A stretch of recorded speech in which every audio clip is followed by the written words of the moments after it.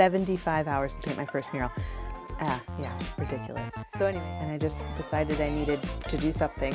And so I went to the dollar store and bought some paint and some canvas and started painting. And ended up, I started working about 40 hours a week painting murals and 35 at my day job. You're meant to do what you're gonna do and you just have to focus on it. Like, that was it. Like, focus so hard, your brain just goes to another place. It's the best job I've ever had, because if you paint every single day for 4 to 5 hours for over a decade, you'll probably be a mural artist. If the universe tells you this is maybe something that we need to do.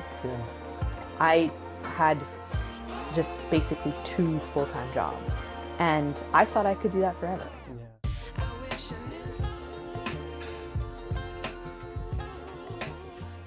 Ladies and gentlemen, welcome back to the 2 for Us podcast, aka the #1 podcast in Winnipeg, where we document the rise and stardom of Winnipeg's talent and personalities.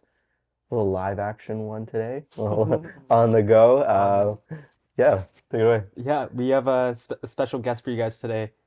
She's a self-taught artist who's very well known for her pieces in Winnipeg. Please welcome Rachel Lancaster. Hey. Thank you. Love the studio crowd. Yeah. Calm down, everyone. Calm down. Rachel, thank you so much for coming, especially on an early Saturday morning. We were looking through some of your pieces before you got here. Wow, amazing, first of all. Thank you. We tried to inspire a little bit behind that. I don't know if that did. I like but, it. I was like, let's liven it up a little. Let's add some color to the studio. I like it. Again, your artistic ability and what you have done for painting the city is an amazing, what I want to say first off. And where does this journey start? Because being an artist is something that most people just, fall into, maybe in an art class or something, but then to take it into a whole different world that you have taken into. Where does this journey start for you? I've always been into art when I was a kid. I drew a lot, dabbled here and there when I was a kid. And then I never really did anything with it into my adult. I actually went to university for human resource management and stuff, very disconnected with art. But I was always very, very creative. And then I just kind of, in my 20s, I lost my job in HR because turns out not great with people. So then I just kind of, I don't know, I was unemployed. I was telling you guys earlier, I was living with my boyfriend at the time, who's now my husband, his parents, and I was living in their basement, and I just decided I needed to do something. And so I went to the dollar store and bought some paint and some canvas and started painting. I actually painted a whole series of birds. I don't know why I started with birds. I love birds. I had an idea to put these canvases of bird paintings in a really big tree, and then dress like a bird and take a picture. What I would do with that photo, I have no idea. Wow. But that was my whole idea when I first started. I even made the bird costume, and then I searched Winnipeg for the perfect tree, and I never found it. And so that we can find your tree. I feel like you guys should. It needs to be one of those, a huge big arms, just a really big. And I want it to be easy to climb, so that I don't know. Yeah, you know those trees with those the pink flowers? I can't remember what they're called. Oh, like an apple blossom tree? I think so. I think it's a sequoia. Maybe that would be very pretty. Yeah, they're I don't know. I've seen them around not in Winnipeg, but different cities, and I'm gonna need to travel for this. Yeah, you might need to. Yeah, that's what everyone was telling me. I remember posting. This was over a decade ago. I posted on Facebook looking for the tree. I posted a picture of a tree that I wanted similar, and then I had all my Facebook followers at the time looking for this tree, but nobody found it. We never found one. So that died with it. Anyways, that was a long tangent. So I started painting. Yeah, and then I kind of. Back then, I believed in myself a lot. So I was like, I'm ready to paint a mural. Yeah. I don't know why I went straight to mural, but my mom at the time owned a bakery / ice cream parlor. And so I was like, I should paint a mural in your store. This makes sense. Let's do it. So what now would take me about 5 hours took me 75 hours. 75 hours to paint my first mural.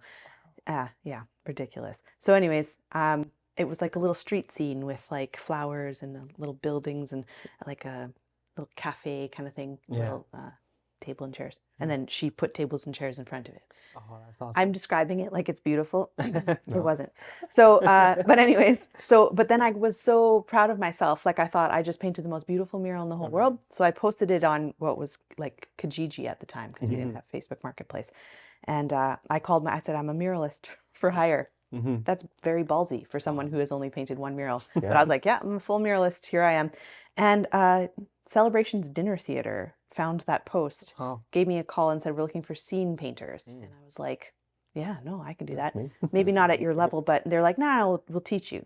So I started painting scenic murals with them. Because I don't know if you guys have ever been there, but it's like the set, and then the set travels from city to city. There's 3 cities here in Winnipeg, Canada. And then the set around it is painted in murals to match this set. Does that make sense? Yeah. So like the whole theater is painted in murals to match the set. Okay. So they hire local artists in every city to paint the murals. Wow.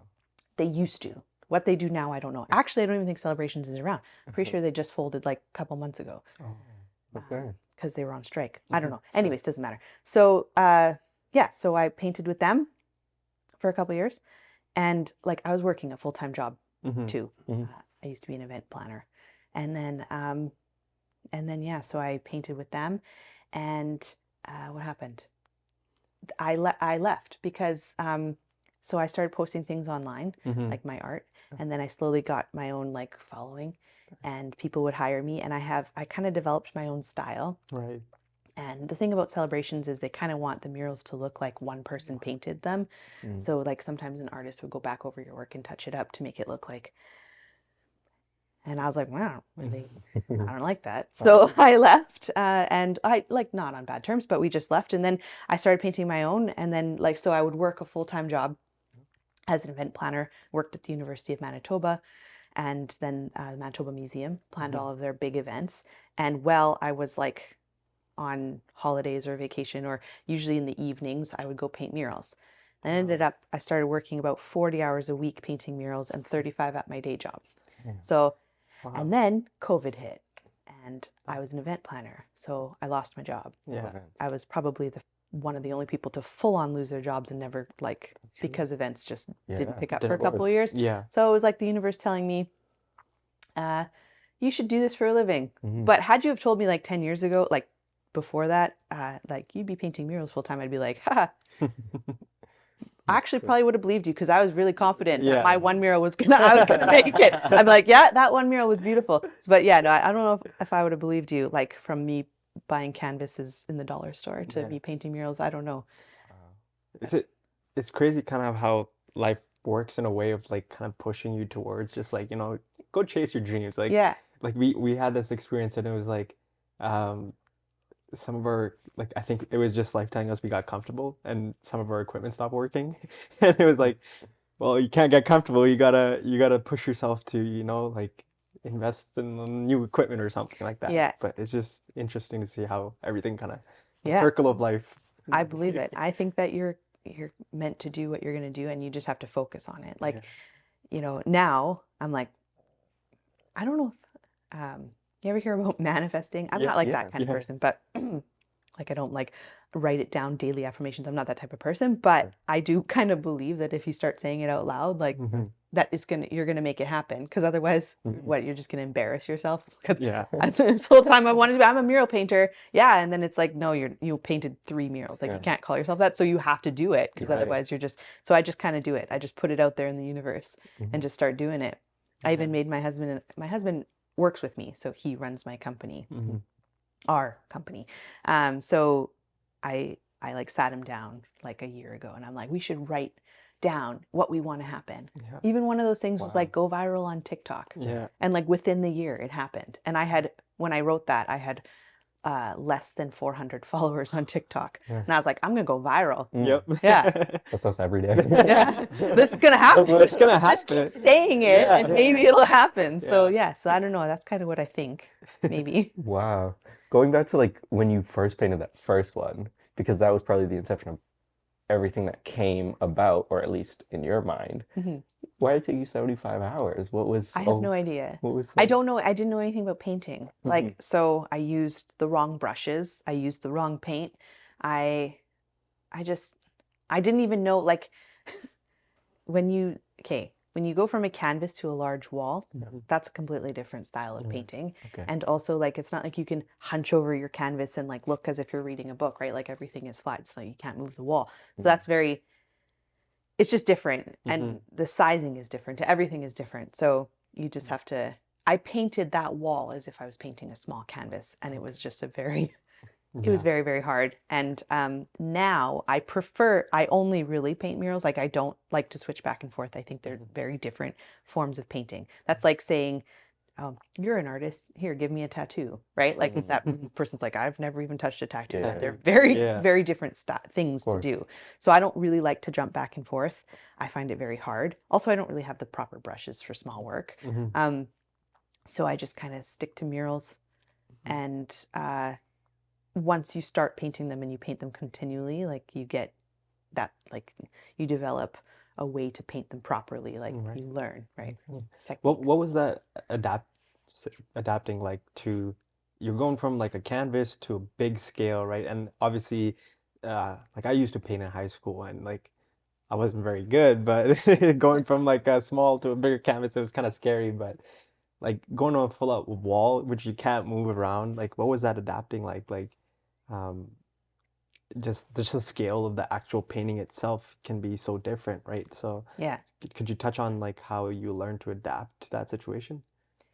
Oh, what I found is, so usually when you're painting a really tiny painting, it's not tiny. I call anything less than a wall tiny, so I'm sorry. But when you're painting something smaller, it's all about detail. Right. But when you're painting a mural, detail doesn't matter, because the concept of a mural is that you're standing back to look at it.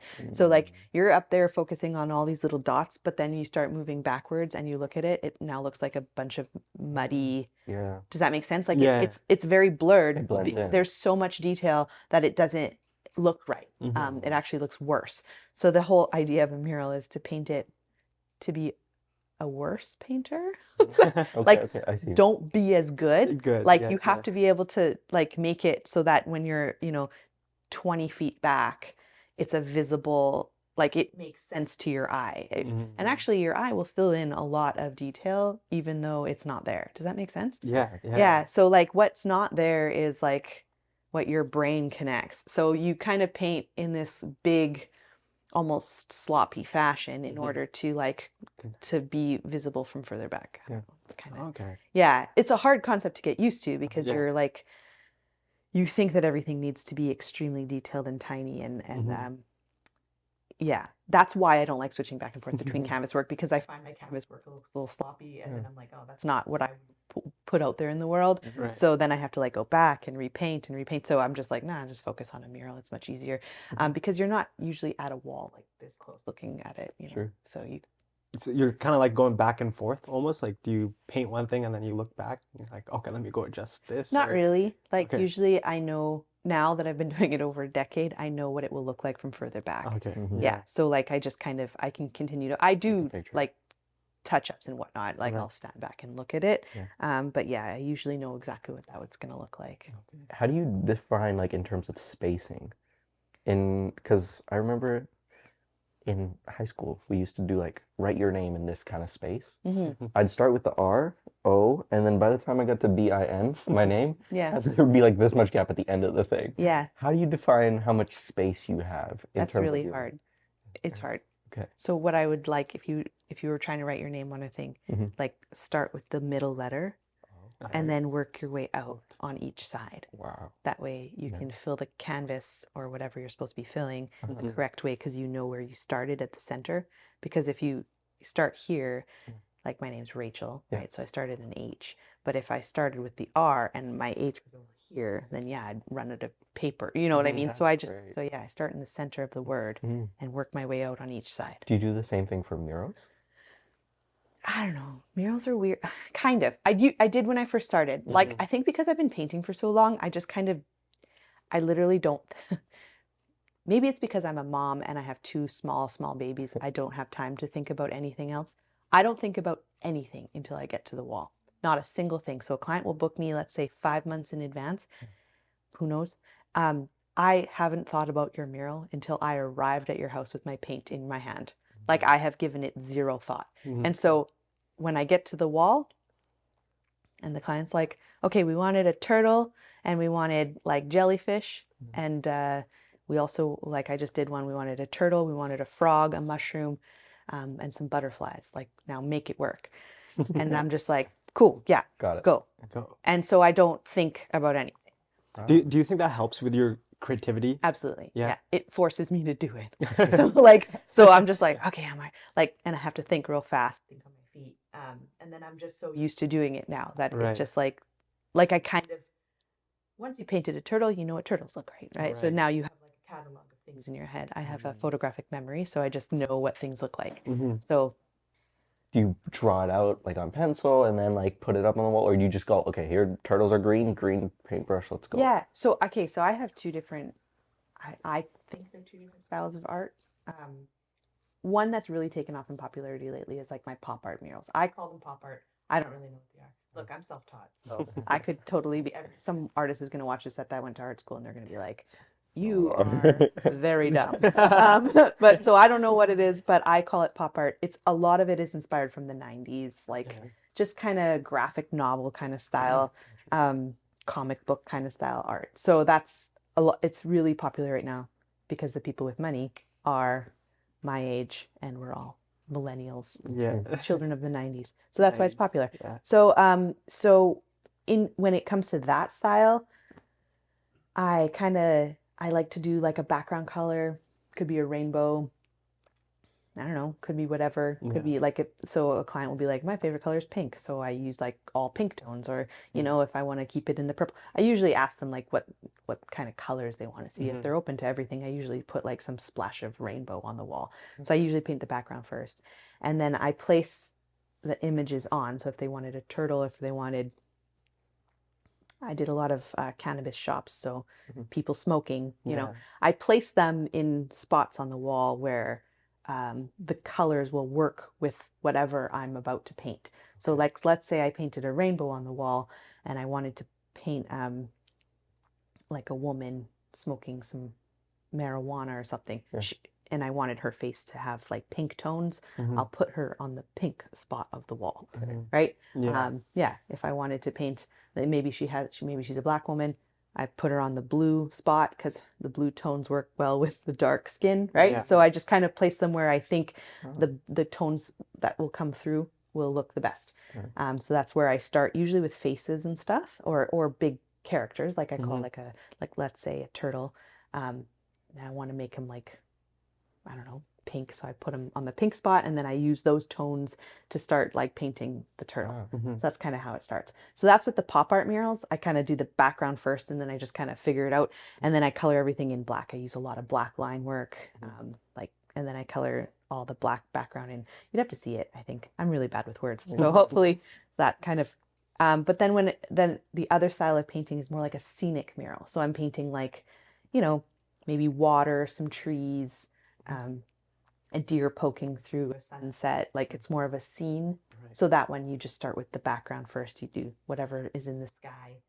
You do the horizon line, and you work your way forward by putting tree lines and grass, and then you just and then all the detail is up in the front of the mural. So that's kind of how I work my way from the back to the front. Oh, so where does the storytelling aspect play into it? Because I think that's like, as a artist, or as a person who likes seeing art, I feel like I just like sitting there and like looking at it and imagining a story, or what the painter is trying to tell me, right? So where does that aspect come into your murals? Like, is that more of your creativity? You're like, oh, this is what I'm feeling today, and I'm gonna paint this. Yeah, I will say a lot of the murals that I paint are directly related to my mood that day. So I will give you an example. I was painting in a care home a long time ago. I used to paint a lot of care homes, like older people. Okay. So I was painting in a care home, and I am trying to recall this story correctly. So it was in like hold on. Oh my God, I forgot the word. What's where you eat? Diner? Yeah, like the cafeteria, kind of Cafeteria, like, cafeteria. okay, so it was Yeah, like, so I went in and I was in the cafeteria, and when I first arrived, so this is kind of like around COVID when they were kind of letting people in, but you know, right before was like code red kind of thing. So I was there, and I guess you weren't supposed to touch the tables because then they had to like wash them down again. Yeah. Okay, so I understand that, but also I was hired and they knew I was coming. So Right. we were like on different ends of this story. So I arrived and the tables were touching the wall that I was supposed to paint. So like I didn't grab like the table and like rub my lips on it, and you know, Yeah. I just grabbed the bottom of the table and I slid it out in order to like give me about 4 feet to paint, right? And because I did that, the whole staff was instantly like, what is she doing? Blah, blah, blah. So they got really mad at me. And then even though I put my noise canceling headphones on and everything, I could see them sitting behind the thing talking about me and how angry they were. And I was like, several times I was like, look, I'm supposed to be here. Like, you guys knew my time, like whatever. It was just kind of an awkward situation. And then I got in my head that these people didn't like me or something. I was supposed to be painting kittens. They were supposed to be this whole scene of kittens. Okay. Every single cat had an angry face. I had to go back the next day and repaint all the cats' faces because they were all sad, angry little cats. And then I was like, well, this is embarrassing. Yeah. Like, all these angry cats.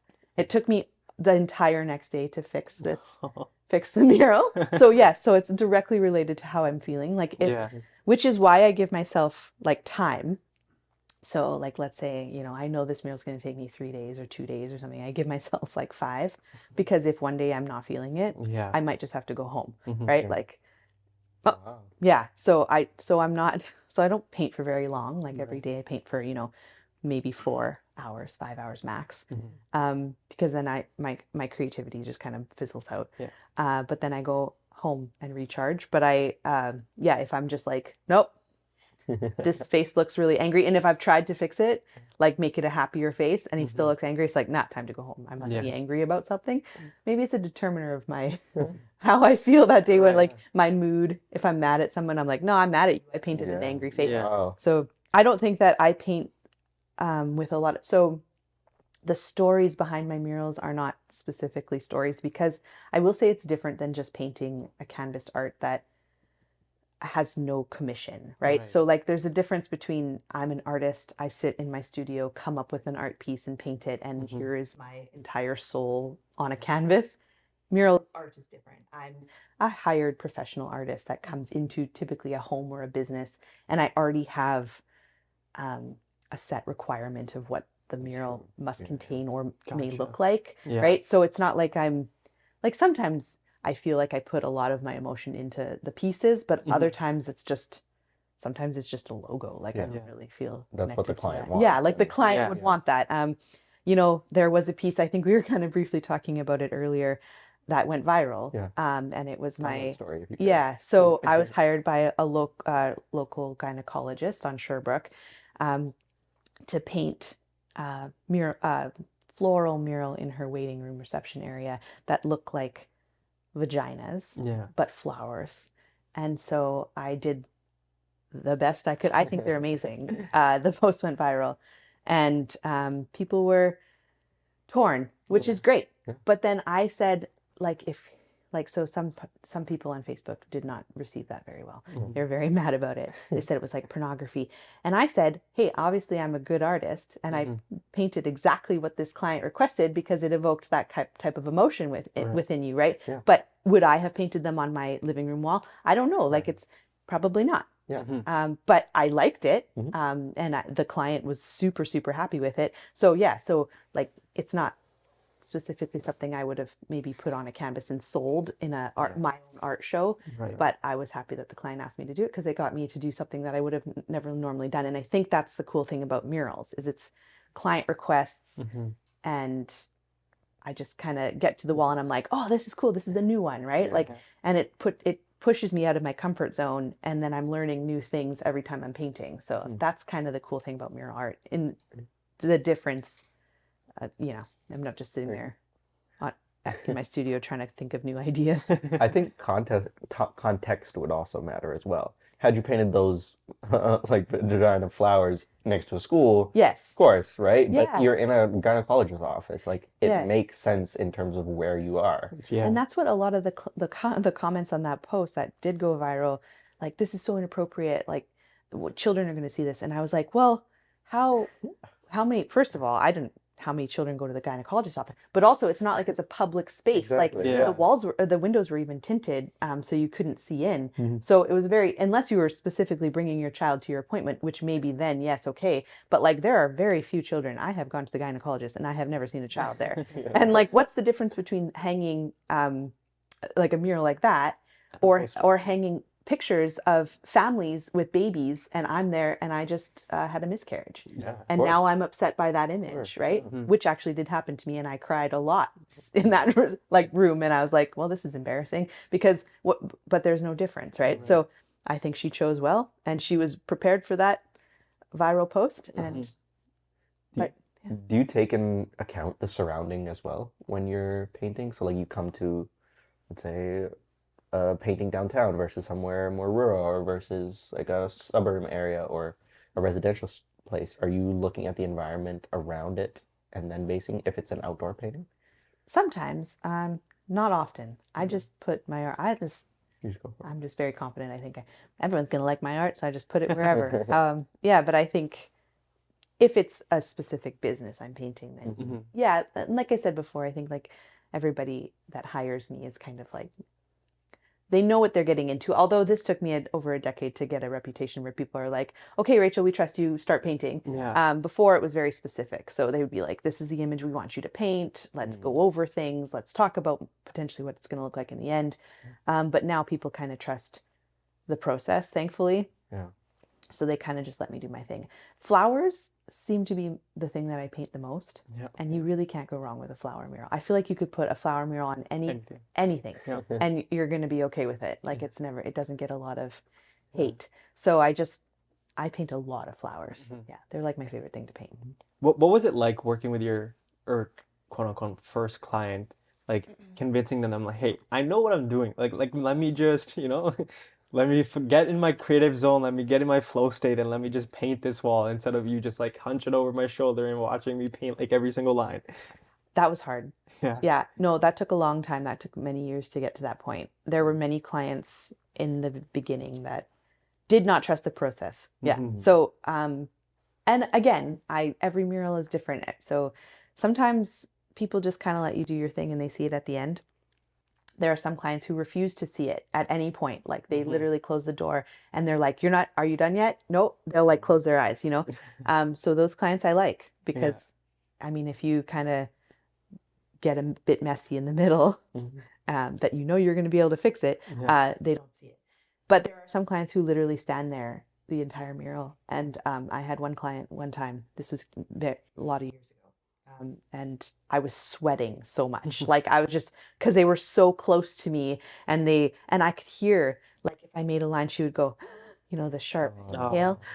And I'd be like, oh my God. What did I do? Every stroke, I was like, what, you hate it? What's going on? And I remember running out of there, like an awkward, I'm so dramatic, but I like packed up my stuff. She handed me some money. I ran to my car, like threw it in. I threw everything in my car. I ran. And I just remember like driving home, my heart was racing. I was dripping, so I had to have a shower. Like it was so awkward. So no, I had a couple of those. She ended up being happy with it. Yeah. Like it's not like she complained about it. So I don't know. Honestly, it was just trees. I don't know what the big deal was. But yeah, so I've gone through that process where the clients are not sure. Yeah.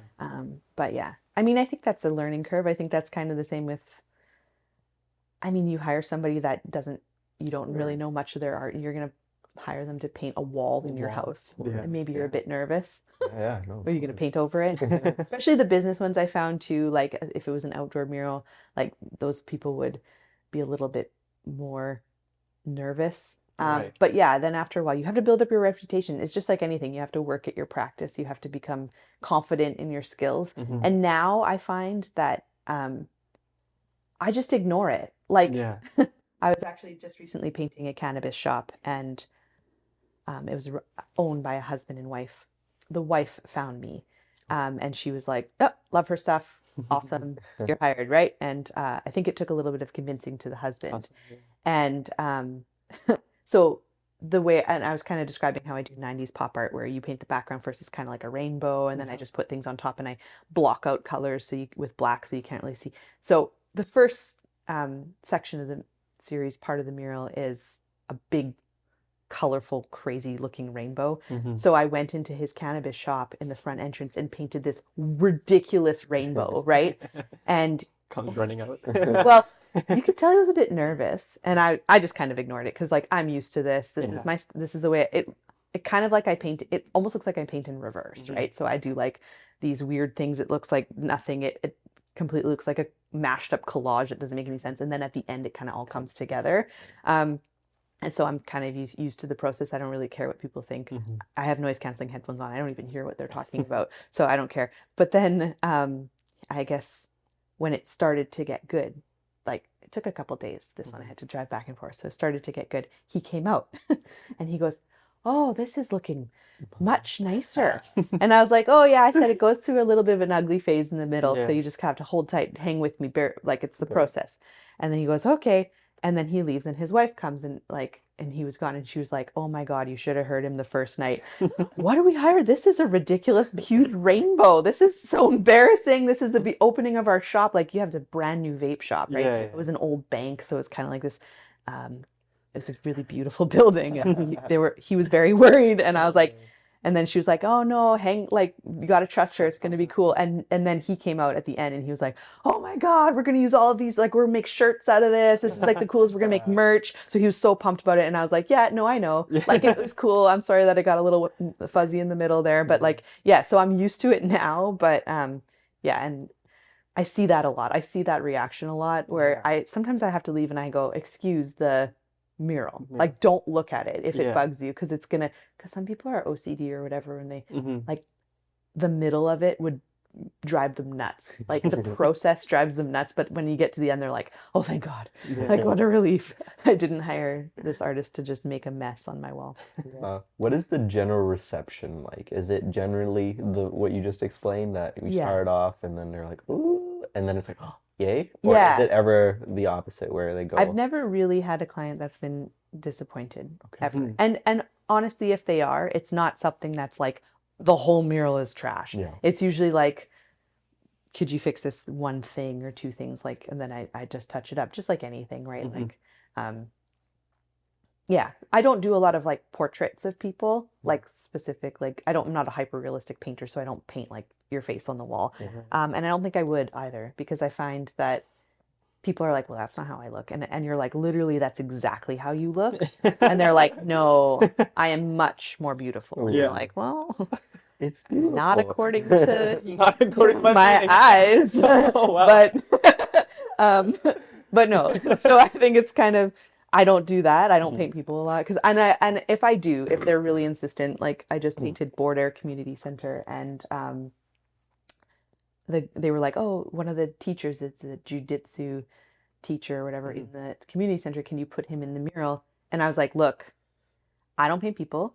I'm going to paint him in like a kind of like he's a comic book character, and he's probably not going to look anything like himself. And if he does and he's insulted, tell him to not be. Like, tell him this is what I will not paint him unless he's okay with perhaps being insulted and having his face on the building. Like, you have to be okay with that. So I really set the parameters before I start. Like, if you are going to be insulted, I will not come back and paint this into somebody else. Like, you have to be okay. And then he was like, okay. And then actually he was there at the unveiling. It was like a party. I met him.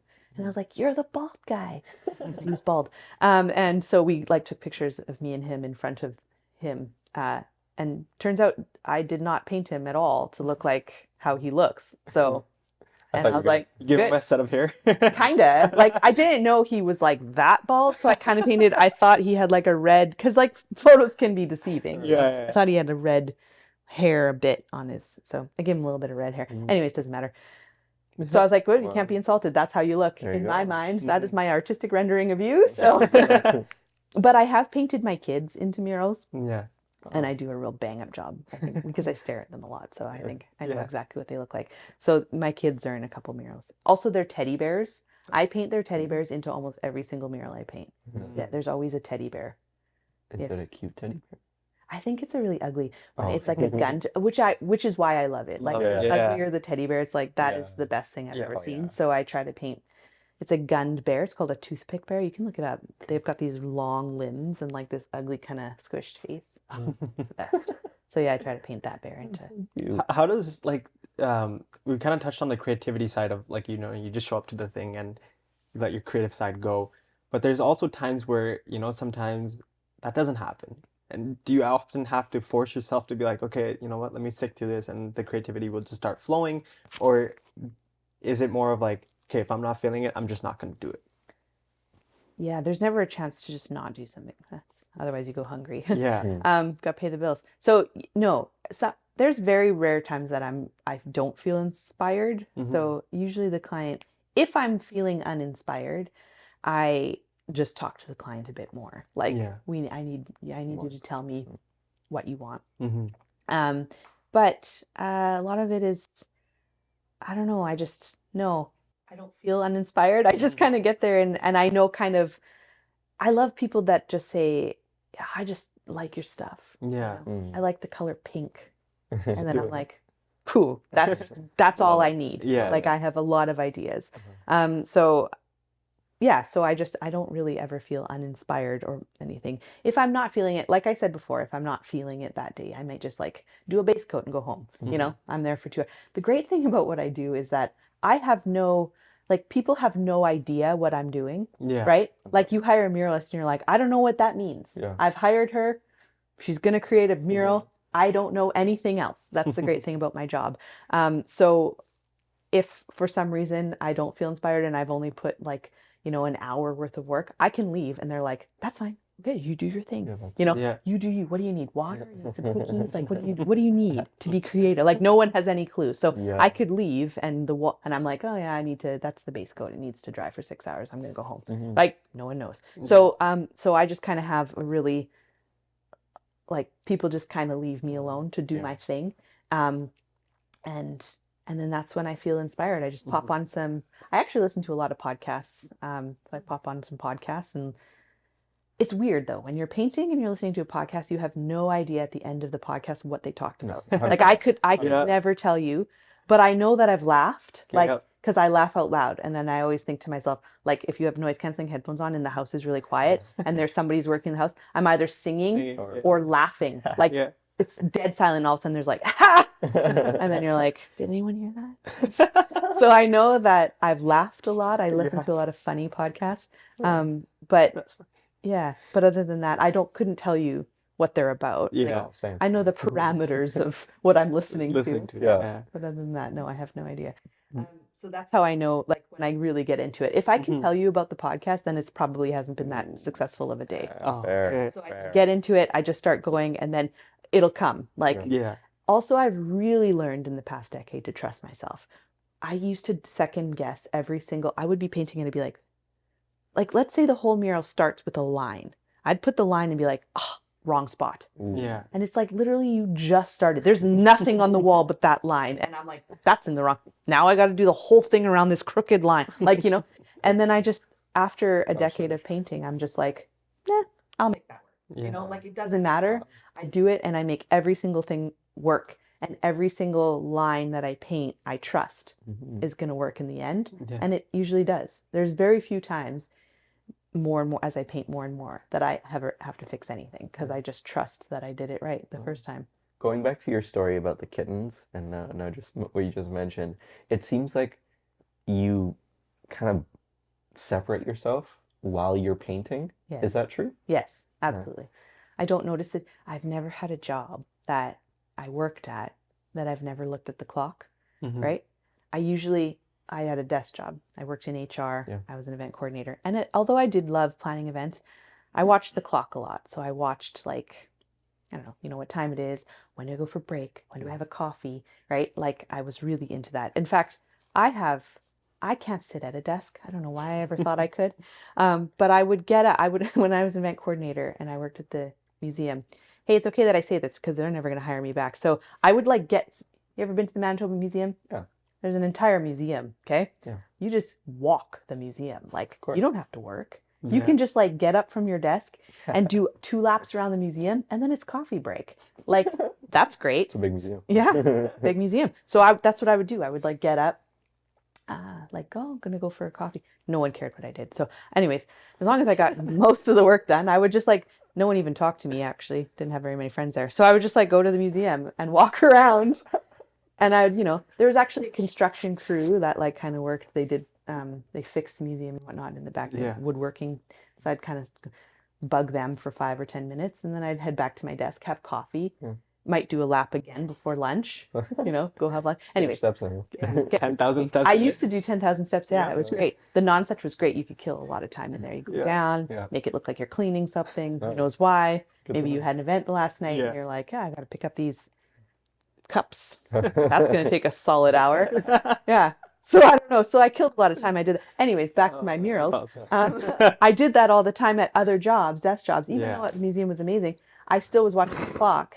And when I paint murals, I have no concept of time. Thank goodness my husband texts me like, when are you coming home? Like at a decent time. So I'm like, oh, no, I can leave now. That's fine. Yeah. Like whenever he texts me that, I'm like, it's usually like, you should be home. Yeah. So, but I don't eat. I don't take, like I usually have a coffee, but like I have an iced coffee and it will melt and I will drink the warm iced coffee. I don't notice that I'm not eating, that I'm not, like I don't take breaks. Even when I painted up until I was 9 months pregnant with both my girls, and I didn't even go to the bathroom. You ever hear of a 9-month pregnant person not going to the bathroom? No. Never. That was it. Like you focus so hard. Yeah.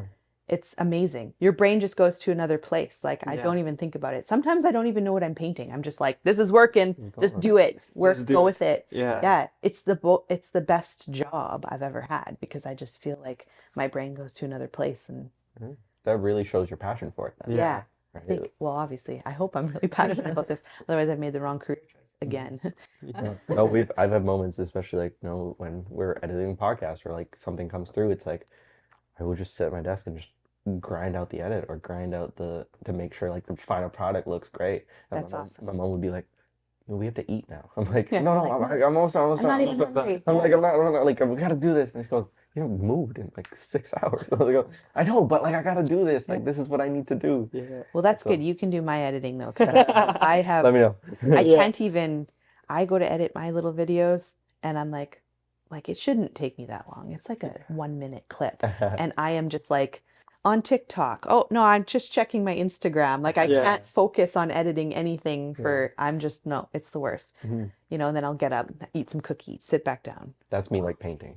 Yeah. Oh, I could imagine. My husband doesn't like to paint, and he's always like, "You have the worst job in the world." He's like, "I can't believe you do that all day." Yeah. And like, I get him to sometimes come and help me, like cut some stuff in or do background, like, and he'll be like, "This is horrible," and I can hear him like verbally sighing, like, and I'm just like, "Is it bad? Is this bad? What I'm doing? Is it boring? Like, I don't think I'm bored." Like, there are times when I get bored where it's like not, like, let's say I just painted a really huge wall, wraps around the side of a building, right? 2 sides of the building. And you had to cut in the whole top, just a black line. So I did find that quite boring. Yeah. Like, that's not fun. Yeah. You're also up really high. It was very, very windy.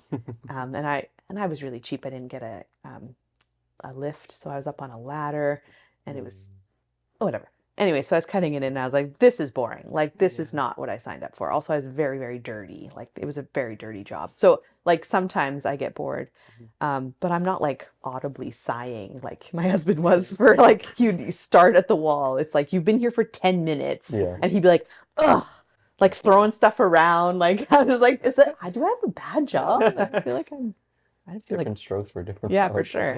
Yeah. But then he can do math. Yeah. I can't. Good for you. Do you like math? Yeah. He's an engineer. Oh, really? Yeah. I can't even. No, are you serious? I'm still like a numbers on my fingers. Oh, like it's funny because like people will be like, "Yo, you're in engineering, you should be really good at math. Like, what's this times this? And I'm like, okay, well, mental math is like kind of like, I think it's hard for everyone unless you're just like a nerd. Yeah. Okay. So I don't feel that bad. No, but like math, like on paper, I think that there's like, I don't know, there is a craft to it, you could say, but like there's just something satisfying about like having this numbers and like letters mixed in together and like finding like yeah, exactly. But there's a satisfying factor to it that like I don't know, I think it's like more of the problem solving to math that I really like. But that's just me. But I want to get into like art and like whether you're a musician or you're graffiti artist, like whatever you are, right? I think a lot of people use art to deal with their emotions or deal with whatever they're facing in life. Where does that come into your aspect of art? Do you like even flowing into the flow state, like just forgetting about what happens in your daily life and going into a place where you're comfortable, this is your zone, this is what you're good at? How does that come into your art? I don't know. Did you know, on a side note, because it reminded me of this, and I feel like this will explain a lot about me. I learned recently that there are two types of people. Okay, there's a whole group of people that think like they have a voice. Yeah. This is gonna make me sound like an idiot. Okay, so they have a voice that like talks to them constantly, and like maybe, I don't know, does it go over lists? I'm not really sure what it does. But anyways, I don't have that, okay? I don't have this inner monologue that like continually talks to me. I found this out because my husband sent me a post that basically said the same thing. Did you know there are two types of people? And like, it was kind of a surprise post, and it was somebody who had an inner monologue. And he sent me the post and said, can you believe there are people who don't have that? And I went, oh my God, you have that? And we have been together at this point for 15 years, okay? And I did not realize his brain worked like that. Yeah. So great. So maybe that's why when he got to the wall, his lists or whatever started talking to him. Yeah. He said there's a lot of like checklists. So maybe that's why he can't do what I do. You have to understand something about me. I'm not stupid, but there's nothing going on up there. Okay. So it's not like I get to the wall and I'm so depressed. I have this going on. Like, I don't think about anything. Like your mind is like silent. Yes. Wow. Okay. Yeah. So do you guys have that? Like, you do? I feel like Is it silent? Debo's more of that vibe. Okay, so because there's so wait, both of you don't. No, I always got something going on. There's Okay. I always got something going on. Okay, so for those of us who have a silent mind, maybe that's a way to just say it. It's easier to just do something almost mundane because your brain isn't telling you that you have other things to do, right? Your brain isn't constantly reminding you of all the sad things in your life or whatever, right? I have to force myself to think about those things. So,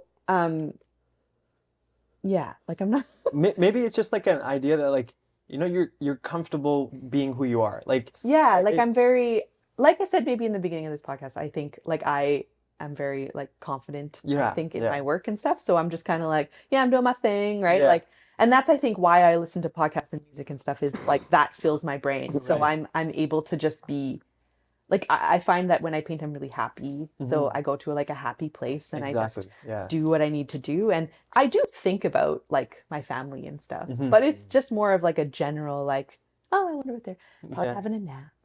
Like I don't think like, oh my God, how am I going to pay for this kid when they hit college? Like, I have a 2-year-old. I don't think about things like that in the greater scope. I let my husband do that kind of worrying. He has the kind of brain that you guys do. So that's great. So when it comes to like emotion, I feel like I'm a generally fairly happy person. Like I have my moments, but I just kind of put that into my work. Like if I'm I'm very happy with what I've chosen to do. So I think that is just conveyed onto the wall. Right. Like I think in a lot of colors. I have a very like I said, I have a photographic memory. So I remember everything in pictures and but also things are very, very colorful in my head. So actually there's a quote from a long time ago, like maybe when I was like 12, that I saw, and it kind of describes the way I think. Like there's a guy saw a plastic bag. I'm gonna butcher this quote, so just hang with me. It's from a long time ago. Trust the process. There's a there trust the process. Yeah. There's a guy saw a plastic bag blowing across the street, and everyone was like, "Oh, look at that piece of garbage. You should pick it up." And he saw a little dragon dancing. Yeah. Oh, wow. Yeah. Wow. Different ways of looking at the Exactly. world. Yeah. So that's kind of what I think. I see things differently, I think, and I am a generally kind of positive person. So I don't know. I just get to the wall. I feel happy. Yeah. I put on my headphones and I go. Yeah, going back to your point about like the two-sided, like two different types of people. I had a science degree, and so like we did psychology and we did all that stuff, learning about like left brain versus right brain people. Okay. And so right brain people are more, I don't want to mess it up, which one's right or wrong. But one side of the brain is more of creative and not strictly based their decisions on logic. Right. A lot of it's more feeling, intuition, creativeness. And then there's another side where it's logic, reasoning, and all that. The left side. And not saying that one person's one or the other, but usually it's a blend, and usually you have one side that's more active than the other. Right. Okay, that makes sense. And so going back to your side of like two different types of people, you're more of the creative side, and you can make things happen based on your intuition and make things like. Whereas I kind of have to look at it logically, be like, okay, this needs to happen, then I can do this. Right. Yeah. And I think I am like in the middle. It's kind of hard to explain. Like I have the ability to tap into the creativity side. Yeah. But also like then be like, okay, yes, I know this is very creative. Like for example, when we're thinking of like podcast ideas or like something that we want to do for a video, like I can go into that creativity side and force my brain to think like that. But then there's like that aspect of like, okay, is this logical? Like can we pull this off? Right. Yeah. And so it's like I kind of like that about my brain, like the way it functions. But yeah, like there are times where like, you know, I wish I could be completely like gone, like not think about nothing. And I think there's times where I can, usually when I'm in the flow of something, like when I'm doing something that I'm really passionate about, and I can just focus in and lock in on like that certain thing, whether that be like editing the podcast or, you know, making like thumbnails for the podcast, like whether that's anything. I think that is why we choose to do certain things, is to kind of like free that mind. Yeah. Yeah. I find that amazing. I think that when you could, I do think logically sometimes, but I really have to force. Actually, it's funny. My husband always says, you're thinking? Because I make a face, like it's like a thinking face. He says it looks painful. Right. Yeah. So I have to focus on thinking. But yeah, I do think it, like when I have to think physically about a mural, like how am I actually going to make that happen? What materials do I need? Like I need to think about that kind of thing. That my brain works. Yeah. Not saying it doesn't work on the other side. It's just kind of it's just different. And so I have to force myself to. I want to touch on the transition from the years of, okay, I'm doing this as a side thing, I'm doing this on evenings, weekends, or whenever, to now I'm going to do this full time, and now I'm going to take this jump. Yeah, that's tough. That's a scary, scary, scary moment. Actually, I feel a lot of pressure with the full-time thing. When I first started painting, again, like I said, it was kind of for fun, whatever. Obviously, it always starts as a hobby, what you love. So it was fun. I used to do furniture. I used to paint on furniture. So dressers, I don't know, mainly dressers, like end tables, coffee table kind of thing. I would like paint on them. That did good for a while. The problem with that is you have to keep the furniture somewhere, so then you look like a storage unit. So that kind of didn't really pan out. And then I started, my favorite thing to do, actually, if I had time, I would still probably do this, but I would go to thrift stores and I would buy like wooden statues, and I would paint the wooden statues creatively. I was really into like Day of the Dead style for a while, so I would put like sugar skull stuff on like cats. I had these big cats. You can buy wooden cats that are like 4 feet, or I would paint them all Day of the Dead skeleton looking cats. They were really cool. Anyways, how did I start? And I think I saw one like on your Instagram or something. There was like you're painting a horse with your husband. Horse, fiberglass horse. Yeah. That kind of stuff is so much fun. I wish I did it more. But how many times do you find like a gigantic statue that is just like someone's like, you should paint that? so yeah, so I started with that kind of stuff, and I would do it here and there. Yeah. And yeah, mural work was a slow grow. Like it wasn't like all of a sudden, some people message me and they're like, oh, I want to paint murals. How did you start? And like, how can I do what you're doing? And I'm like, if you paint every single day for 4 to 5 hours for over a decade, you'll probably be a mural artist if that's what you want. Like you have to want it and you have to do it. Like I did start painting every day for like 4 hours. Like that's a long time. I feel like that's a committed hobby. Like some people do that watching TV. You watch TV for 4 hours every single day, you're going to be really good at watching TV. You know what I mean? Like know all the channels. You know how to do it. But if you take that time and you do something else with it, which I like TV, like, you know what? I really don't. I never had TV.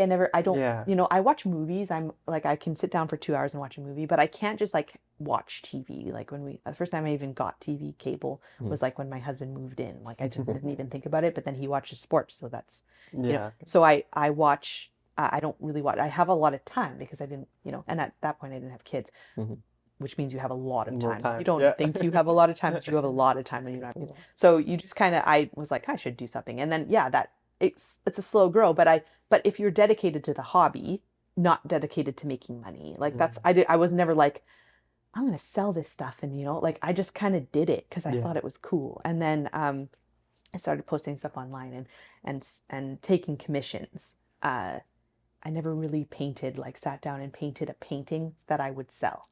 That was never, I have the original paintings that I sat down and wanted to paint. Like I still have them. I don't really sell them. I've only done a couple series where I painted something on a canvas to specifically sell the series. I did a whole thing where this gorilla was attacking things.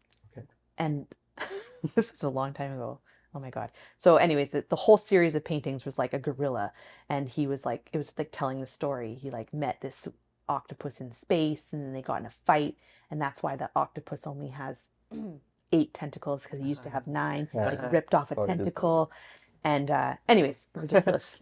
I ended up selling all of those prints, but that's the only series I've ever done in my whole life where I painted on canvas and then sold the canvas. So anyways, so then the transition, what you said, like after a long time, like, so I've been doing this like over a decade. After a while, people were like liking my stuff. And once I got to the point where my life was mainly art and my full-time job was my part-time job, right? Like when it got to that point, and I mean, not everybody has this opportunity because they do have things in their life that are more important, like children or family or whatever. I had just basically 2 full-time jobs.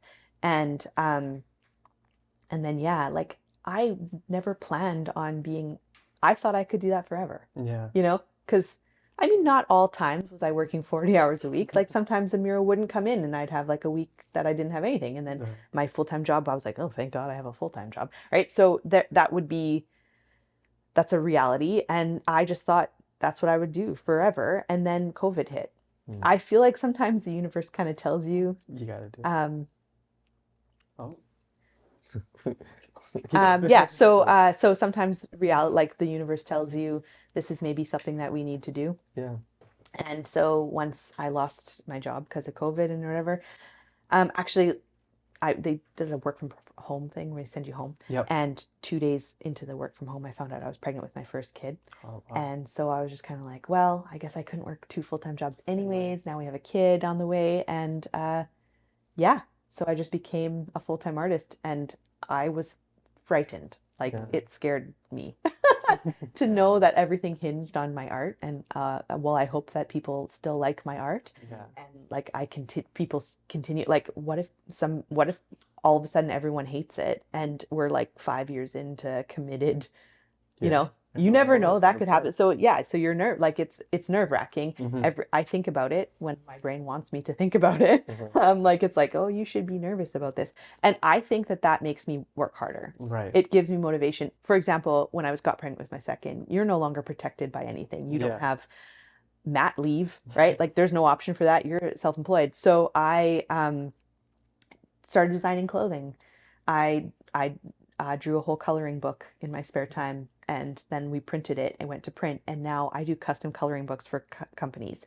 So like I've done for the Toronto Zoo, the Winnipeg Zoo, the Leaf, the Bombers. Yeah. Wow. Like so I design custom coloring books, completely random, forced to, but every time I think of an idea, my husband, which is, he learned this in business. There are creative people, and then creative people who want to start a really good, thriving company hire a bunch of logical thinkers. Yep. That's a good move in business. Yeah. So my husband is the logical thinker. He helps me. So I come up with a creative idea, and he goes, here's how much we can invest in that idea. Yeah. And so that's why the coloring book exists. That's why clothing line exists. That's why I design blankets and all that stuff, is because my husband goes, you shouldn't, here's where we're going to invest. So when I come up with a new idea, you know, I just, he trusts me. We run with it. But yeah. Was he always on board? Like, what was he doing before that? So he went to university.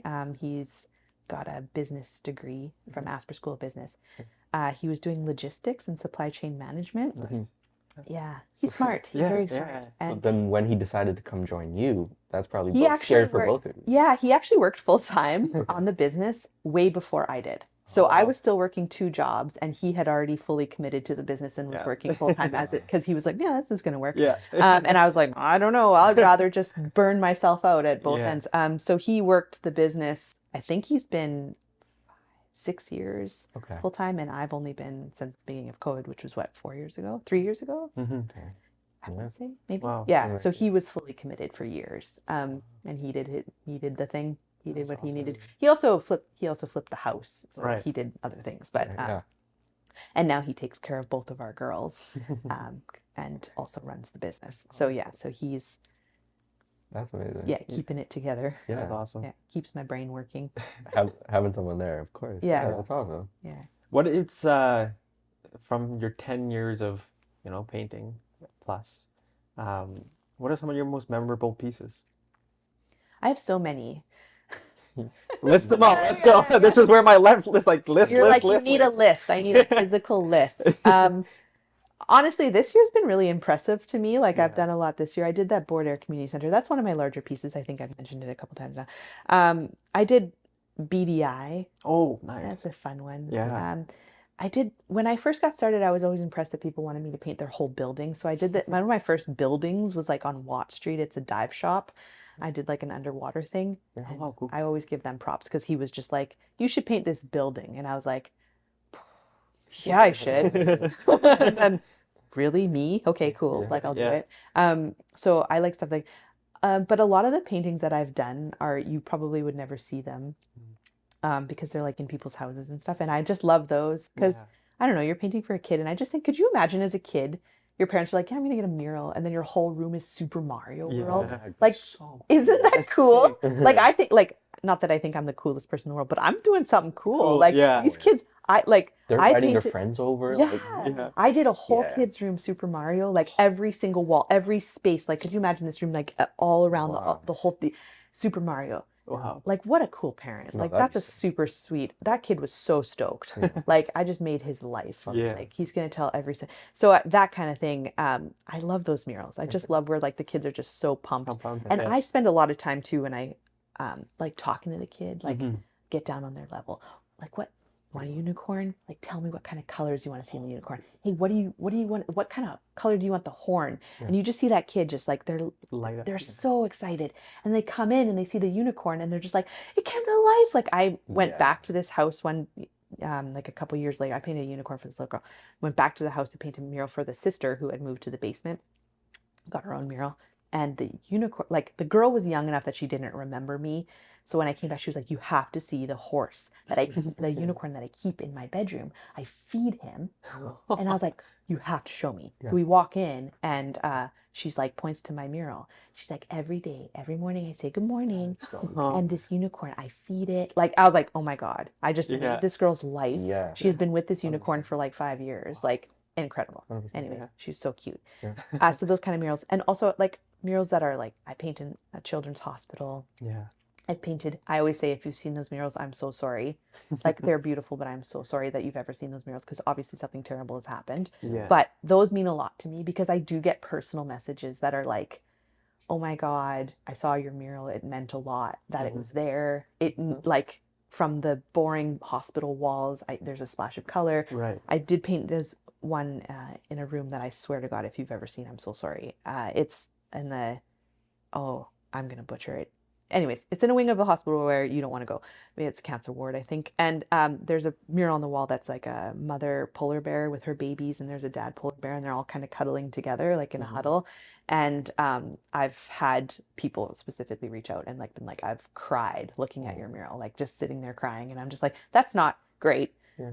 But also it is. Like, I don't know. Like, it just, those kind of things I think it's cool, like that you can change people's entire perception of what they're seeing. Like you walk into a room that's boring blank walls, and all of a sudden it's just this wonderland. I did Alice in Wonderland themed nursery. Oh my God, like the whole room is just like a rabbit hole of craziness. And that's where that kid's gonna sleep. The walls kind of curve like this above the bed, and I did a whole mushroom, like she sleeps under a gigantic mushroom. It's the coolest thing. Wow. Those are the kind of things that just like, they make my life. It's amazing. You probably already answered this, but what's one that you thought, wow, I never thought I was gonna do this? Like, whether it's a large company or whether it's like the scale of it. Is there one or a couple that go, wow, I never thought that me painting, starting with my mom's like bakery or I'd be doing this. There's a lot. The vagina flowers, that's one.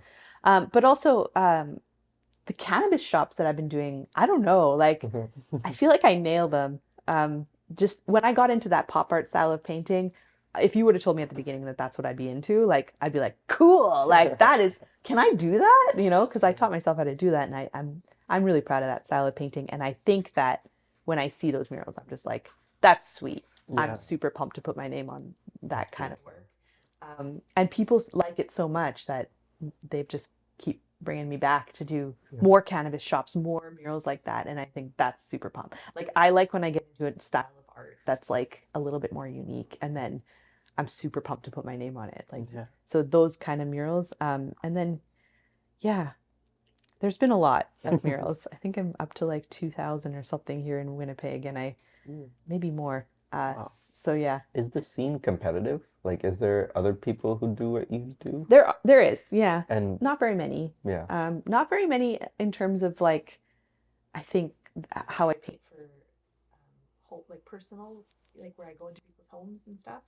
I think a lot of them do larger commercial stuff, so like sides of buildings and stuff. I mean, we are the #1 mural capital in Canada. We have the most, I think we have 600 public murals or something like that. So we're the #1 in Canada.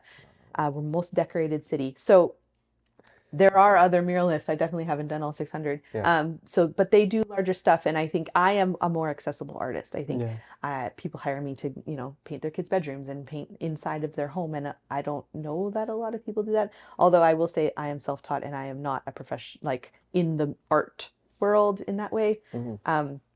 So there are a lot of up and coming artists that kind of, they work together. I just kind of do my own thing. I'm very fiercely independent. If you were to walk away from this podcast and think to yourself, man, I wish those guys asked me this question, what would that question be?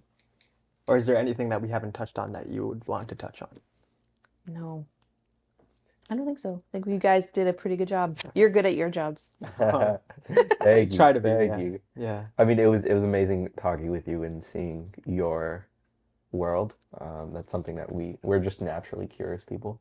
And so having the opportunity just, to have you speak on that world, which is so foreign to me, and I've never thought about. Actually, I was going to show you. Do you want to see my flower? Here. You know what?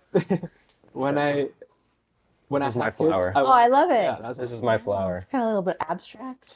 This was done maybe 10 years ago. It's beautiful. But it's been up there for a while. Hung in a place of beauty. Yeah, so, definitely got a way to go before I start painting. I don't know. People paint murals and they look just like that. So okay, well, you could just start. I'm just going to put it. I have faith. I have faith in everybody. Well, is there any piece of advice you want to give, an emerging muralist or someone who wants to get into the world of art? Just keep going. I think I've said this before. If you want to do it, you need to do it. It's going to be a lot of hard work, and the road is really long, but you need to if you want it, start and then do it every single day until your fingers hurt. All right. Well, On that note, if you haven't already, make sure to check out Rachel. We'll tag everything in the description below. And until next time, peace.